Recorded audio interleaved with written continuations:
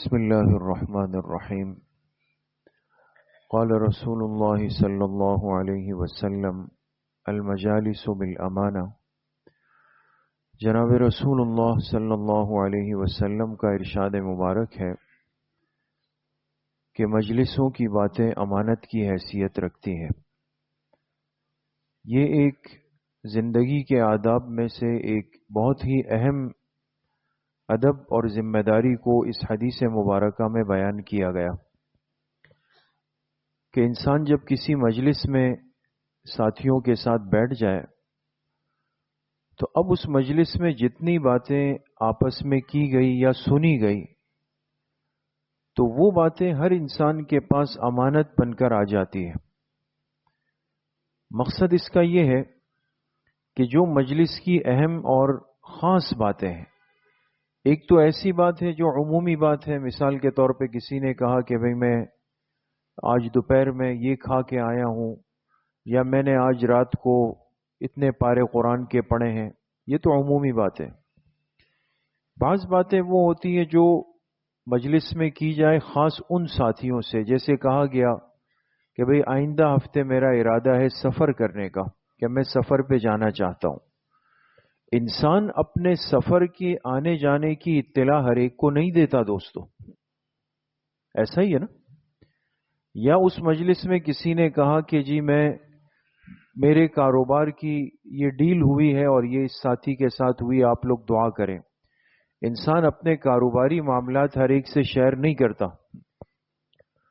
تو مجلس کے اندر اگر کسی نے اپنے سفر کی یا اپنے کسی کاروباری معاملے کی یا بچوں کے رشتے کی، کوئی بھی بات کی، یقین کر لیں کہ حدیث کا مطلب یہ ہے کہ وہ باتیں خود بخود امانت بن گئی آپ کے پاس، چاہے کہنے والے نے کہا یا نہیں کہا. بات سمجھیں. اس لیے کہ آج ہماری عادت یہ کہ وہ بات سنی اور اسی وقت پیٹ کے اندر مروڑ اٹھ گئی کہ کب باہر نکلوں اور 10 آدمیوں کو بتاؤں کہ جی اندر تو یہ بات ہوئی ہے، فلاں جو ہے وہ تو یہ رشتہ کرنے جا رہے. ان باتوں نے ہمارے معاشرے کے اندر بے اعتمادی، بد اعتمادی اور ایک حسد اور یہ جذبات کو بھرپور طریقے سے پیدا کر دیا. اس لیے اسلامی آداب آج زندگی کا حصہ نہیں رہے. ہم دین صحیح شکل میں سیکھنا ہی نہیں چاہتے، یا اگر سیکھ لے تو اس پر عمل نہیں کرنا چاہتے.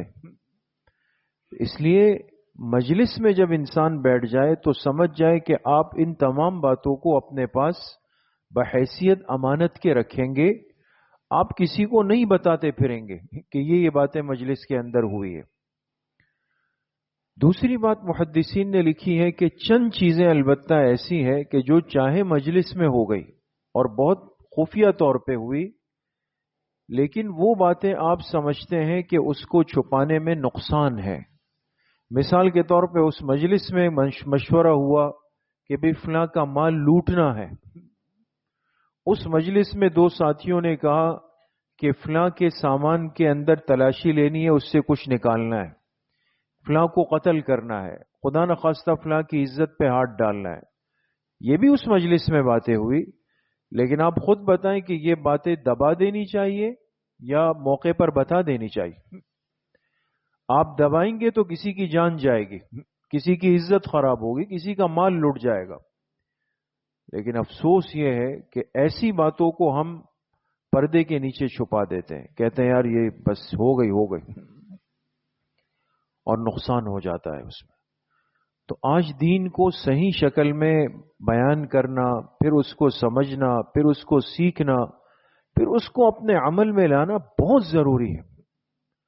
تو 2 الفاظ میں اللہ کے محبوب پیغمبر نے کتنی خوبصورت باتیں ارشاد فرما دی، کتنی خوبصورت باتیں کہ مجلسوں کی باتوں کو اپنے پاس امانت کی حیثیت میں رکھو، اس کو ہر ایک کو بتاتے مت پھرو.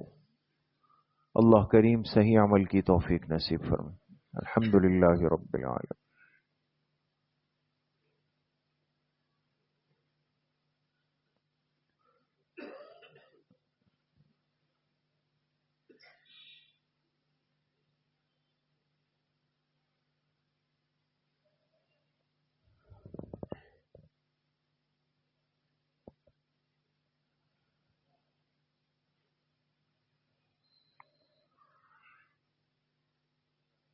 وصلی اللہ وسلم علی نبینا محمد وآلہ واصحابہ اجمعین برحمتہ